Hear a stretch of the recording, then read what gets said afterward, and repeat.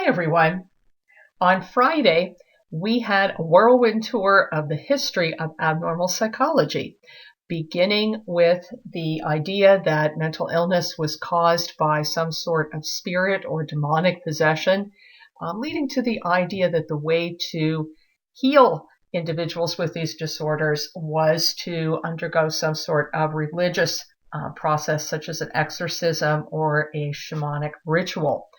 We moved on to look at the founding of the first hospitals or asylums for the mentally ill, efforts during the 18th and 19th century to make these facilities more humane and to eliminate the flagrant abuse of the mentally ill, the foundation of large state hospitals, and the deinstitutionalization that occurred during the mid-1900s.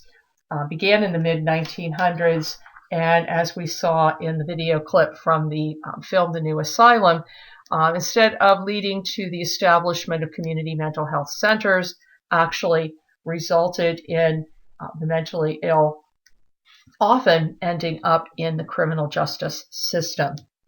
All of this material is in Chapter 2 of your book, and this PowerPoint movie will review the last section of that book, which talks about 4 big ideas that form the basis of the scientifically oriented approach to psychological disorders that forms our current view of how to think about and how to deal with these conditions. The first of these ideas is the thought that mental illness is really a brain disorder.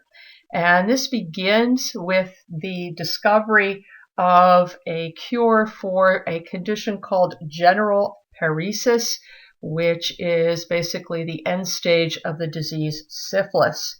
And the picture of that very awful looking brain that you see in the lower left-hand corner is a brain from an individual with this condition. And it was accompanied by paralysis and often by psychotic behavior, and that led to the idea that perhaps brain abnormalities were responsible for some of these severe mental illnesses, and also led to one of the first biologically oriented cures, infecting individuals with this end-stage syphilitic condition with malaria.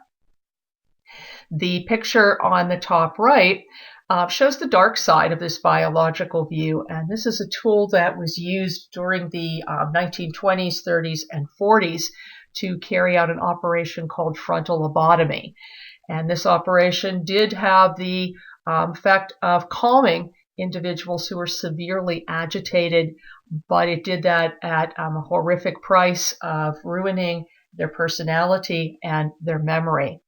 The bright side of the biological movement, shown down here in the lower right, however, would be the great advances that we've made, particularly in the last 2 decades, understanding in a more sophisticated way how the brain is involved in these conditions. And that is exemplified by the PET scan that you see in the lower right. The next big idea is the thought that mental illness can be classified, that when we think about people with psychological disorders, it isn't just one condition, that just as we can classify physical disorders, we can group psychological disorders on the basis of common patterns of symptoms. And the individual who began this effort is shown here on the left. His name is Emil Kraepelin, and he developed the very first classification system, which culminated in the Diagnostic and Statistical Manual, of which we are now in the 5th edition.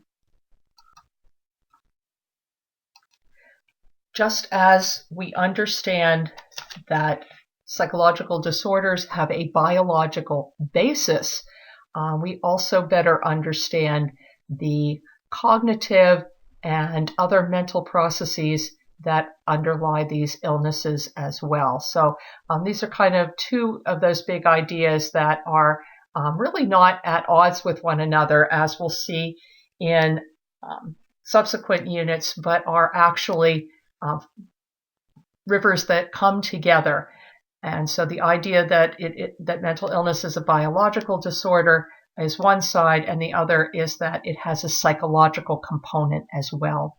And the psychological side of mental illness, the exploration of that really began with the study of hypnosis.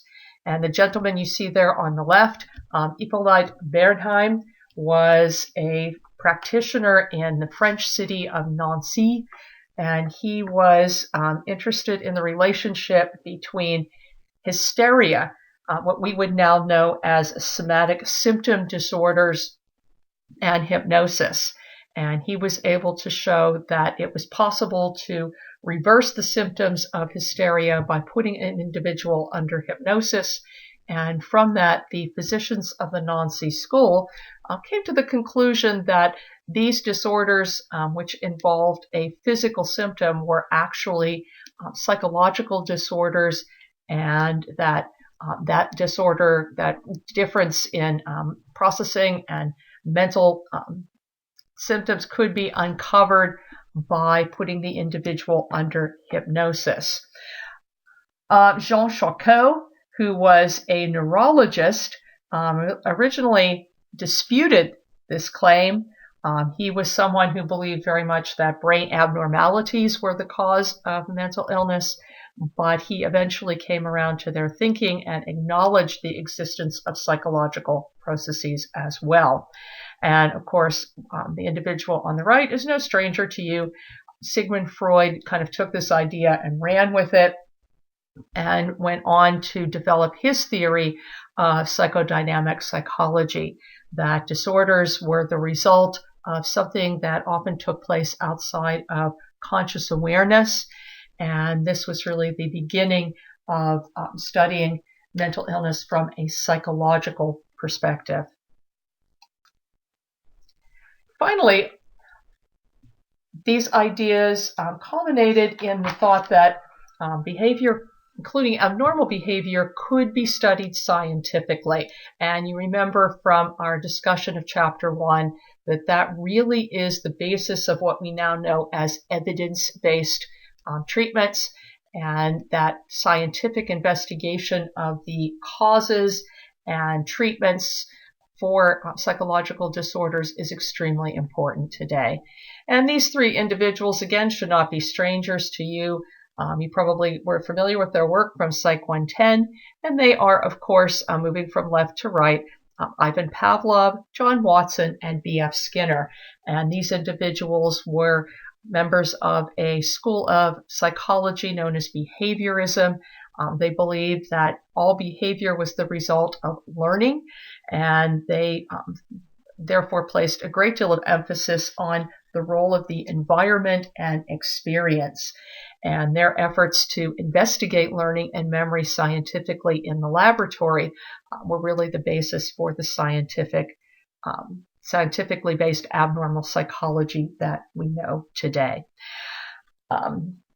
After you have, or perhaps before you listen to this PowerPoint, please be sure to check out the discussion on the video, The New Asylums, and that will be your attendance and presentation grade for today. Will be participating in that discussion.